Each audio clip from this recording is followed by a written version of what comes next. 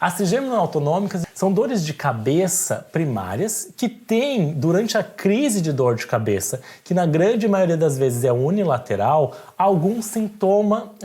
autonômico, como por exemplo, lacrimejamento, congestão nasal ou rinorreia, queda palpebral, que é a ptose, conjuntivite, né, vermelhidão, eritema nos olhos,